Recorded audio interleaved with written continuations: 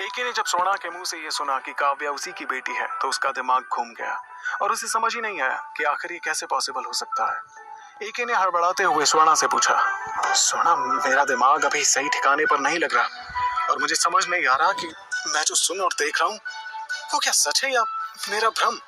फिर भी मैं तुमसे दोबारा पूछ रहा हूँ कि क्या तुमने अभी अभी इस बच्ची को मेरी बेटी बताया? स्वर्णा ने बड़े प्यार से एके का हाथ पकड़ा और उसे चूम कर गले लगाने के बाद बोली, एके, तुम ऐसी बातें क्यों कर रहे हो जैसे कि मुझसे पहली बार मिल रहे हो? भला मैं तुमसे झूठ क्यों बोलूंगी? ये सच में हम दोनों की ही बेटी है। एके ने जब दोबारा इस बात को अपनी गर्लफ्रेंड के मुंह से सुना तो अब की बार उसे थोड़ा सा गुस्सा आया और उसने स्वर्णा से कहा, लेकिन आखिर ये हो कैसे सकता है? जब मैं 70 सालों से तुम्हारे साथ था ही नहीं तो ये बच्ची हमारी कैसे हो सकती है? कहीं ऐसा तो नहीं कि तुम वाकई में मेरे तुम्हारी जिंदगी से जाने के बाद आगे बढ़ गई थी? स्वर्णा ने यह सुनने के बाद एके को थप्पड़ मारने के लिए अपना हाथ उठाया, मगर बीच रास्ते में अपना हाथ रोककर फूट फूट कर रोने लगी और रोते हुए कहने लगी, तुम्हें देखकर मुझे लगा कि मेरा एके वापस आ गया है, जो मेरे ऊपर पूरी दुनिया लुटाने का वादा किया करता था और मेरी हर बात का भरोसा आंख बंद करके किया करता था। मगर अब तुमसे बात करके लगता है कि तुम कोई और ही हो। जिस एके को मैं जानती थी वो अब कहीं गुम हो गया है। अगर मैं वाकई में अपनी जिंदगी में आगे बढ़ गई होती तो फिर मेरी आंखों में तुम्हें अपने लिए जज्बात नजर नहीं आते।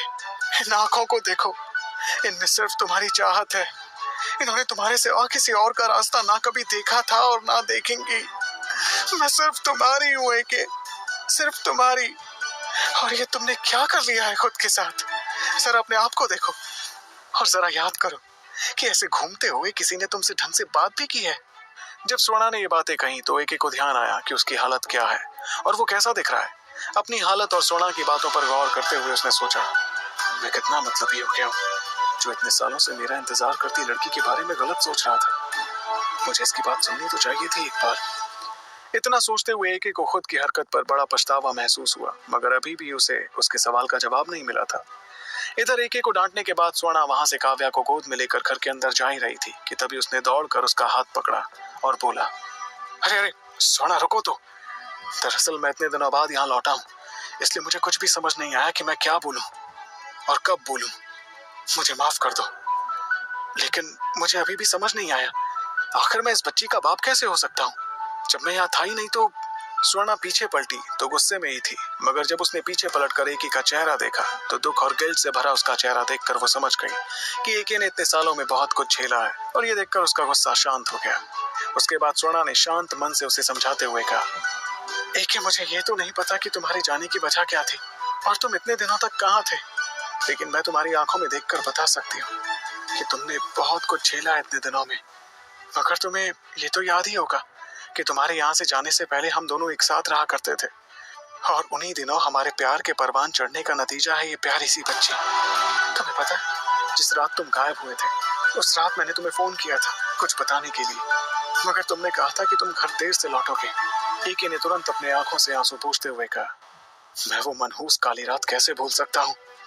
उस रात अगर मैं सही टाइम पर घर आ गया होता तो ना मुझे वो सब देखना पड़ता और ना ही मुझे तुमसे दूर रहना पड़ता। वो रात मेरी जिंदगी की सबसे काली रात थी। एके बड़े आवेश और गुस्से में ये सब कुछ बोलता जा रहा था, तभी स्वर्णा ने उसे शांत कराते हुए कहा, एके, हम वो सारी बातें करेंगे मगर बाद में, पहले मैं तुम्हारे सवाल का जवाब तो दे दूं। फिर एके ने कहा, हाँ हाँ स्वर्णा, आगे बताओ, तुम उस रात के बारे में क्या कह रही थी? तब स्वर्णा ने कहा, जब मैंने तुम्हें उस रात जल्दी आने को कहा था तब मैंने पूरी तैयारी कर रखी थी तुम्हें काव्या के हमारी जिंदगी में आने की खबर देने की, मगर तुम आए ही नहीं। खैर, उस रात तो तुमने कहा था कि काम में तुम्हें देरी हो जाएगी, इसलिए मुझे ज्यादा फिक्र नहीं हुई, मगर जब अगले दिन भी तुम नहीं आए तो मुझे डर सताने लगा कि आखिर अचानक तुम कहाँ चले गए। तुम्हें पता है मैंने कितनी मुश्किलों का सामना किया तुम्हें ढूंढने में, कितनी बुरी तरह बीते हमारे इतने साल और गरीबी ने हम पर कितने जुल्म ढाए। तुम कहाँ चले गए थे एके इतने दिनों के लिए मुझे तन्हा छोड़कर? एके ने स्वर्णा की सारी कहानी सुनी और बिलखती हुई स्वर्णा को गले से लगाने के बाद उसे चुप कराते हुए बड़ी गंभीर आवाज में बोला, स्वर्णा, उस रात ने बस तुम्हारे ऊपर दुख और सितम नहीं ढाए बल्कि मेरी जिंदगी भी जहन्नुम बना दी। अभी एके ने स्वर्णा को उस रात की कहानी बतानी शुरू की ही थी कि तभी सारा मंजर उसके दिल और दिमाग में दोबारा किसी फिल्म के सीन की तरह चलने लगा। जब एके को शाम के 7 बजे स्वर्णा का फोन आया और स्वर्णा ने उसे जल्दी आने को कहा, मगर एके ने ये कहकर फोन कट कर दिया था, स्वर्णा, अभी मुझे बहुत काम है और हो सकता है कि मैं रात को देर से घर लौटूं, इसलिए तुम मेरा इंतजार मत करना और सो जाना, हम सुबह बात करेंगे। एके ने ये बोल तो दिया था, मगर उसे इस बात का कोई अंदाजा नहीं था कि उसकी ये स्वर्णा से आखिरी बातचीत थी। उसने भले ही स्वर्णा को इंतजार ना करने के लिए कहा था, मगर उसे पता नहीं था कि स्वर्णा को उसका और उसे स्वर्णा का इंतजार 7 साल तक करना होगा। एके ने फोन रख दिया और दोबारा काम पर लग गया। तकरीबन रात के 12:30 बजे उसका काम खत्म हुआ और उसने अपना बुक स्टोर बंद करके घर की तरफ चलना शुरू किया और हमेशा की तरह गाने गुनगुनाते हुए वो जा रहा था। इतनी रात को उत्तराखंड की सड़कों पर लगभग सारी दुकानें बंद हो ही जाती हैं और रात के सन्नाटे में दूर पहाड़ी घरों में जलती हुई बत्तियों की रोशनी झील में पड़ने से ऐसा लगता है कि सारा आसमान धरती पर उतर आया हो और तारे जमीन पर आकर टिमटिमाने लगे हो। रास्ते में जाते हुए एके को वहां पहरा देने वाले एक गोरखा पहरेदार ने रुकाया और पूछा, अरे साहब जी, आप इतनी रात को किधर जाता है? आपका शॉप तो शाम को बंद होता है और आप अभी घर जा रहा है। साहब जी, ऐसे रात को अकेले घूमना ठीक नहीं है पहाड़ों में।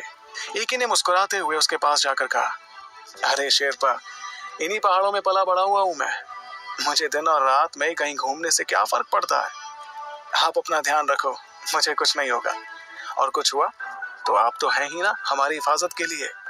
उस गोरखा ने भी हंसते हुए जवाब दिया, साहब जी, आपको तो पता ही होगा कि ऐसे में पुराने बूढ़े पहाड़ी कहते हैं कि कभी भी अकेले रात को पहाड़ी से नीचे उतरती किसी चीज की आवाज के पीछे नहीं जाना चाहिए। एके ने बड़े लापरवाह तरीके से कहा, शेरपा, कहानी तो मैंने भी सुनी है ऐसी बहुत सारी, मगर पता नहीं ये सब सच होता भी है या नहीं, और सच है तो कितना सच है।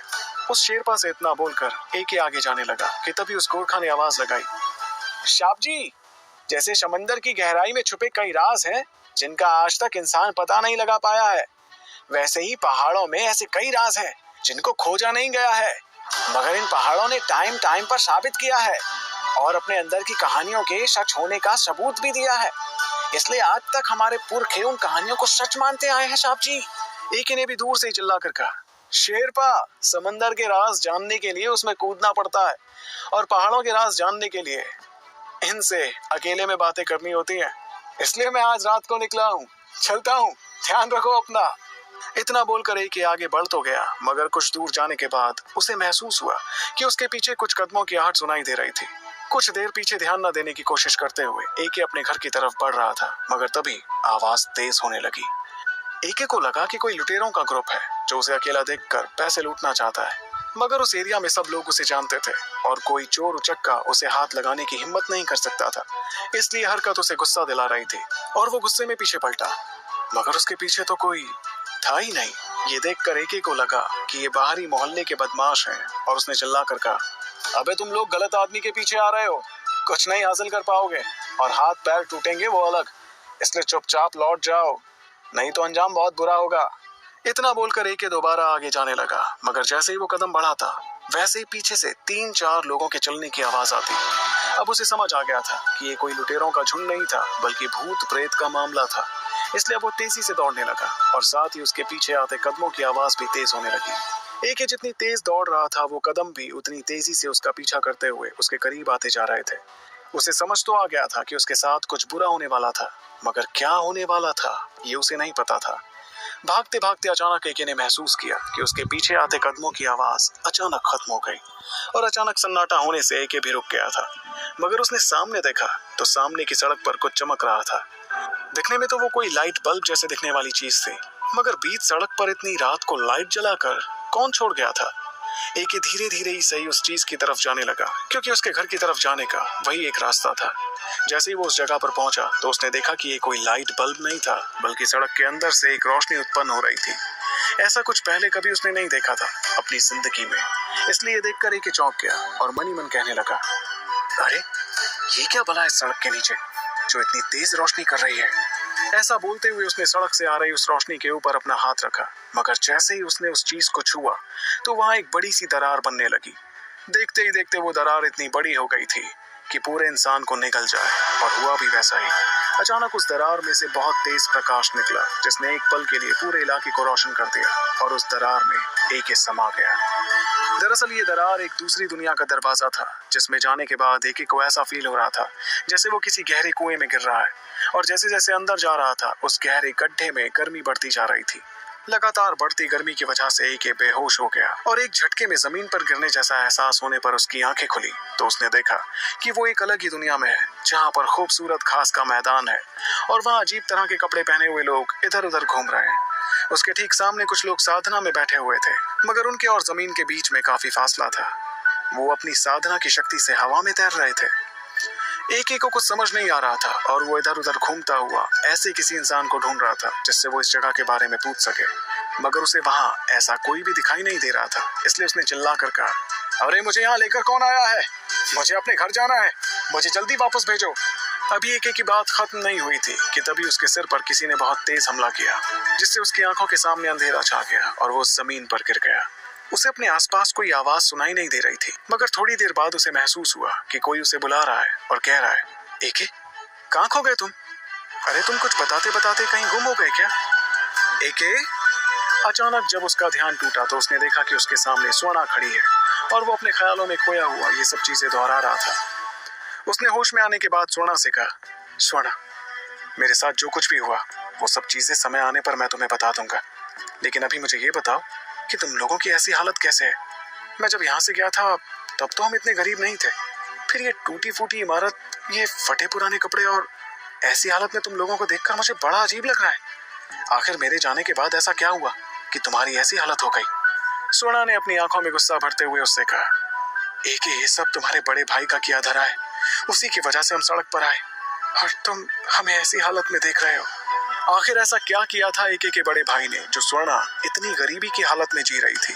आखिर उस दरार से होते हुए एके किस दुनिया में गया था, और वापस कैसे लौटा वो वहां से? ये सब अभी जानने के लिए सुनते रहिए ये कहानी the one and only RJ Rivansh के साथ, सिर्फ पॉकेट एफएम पर।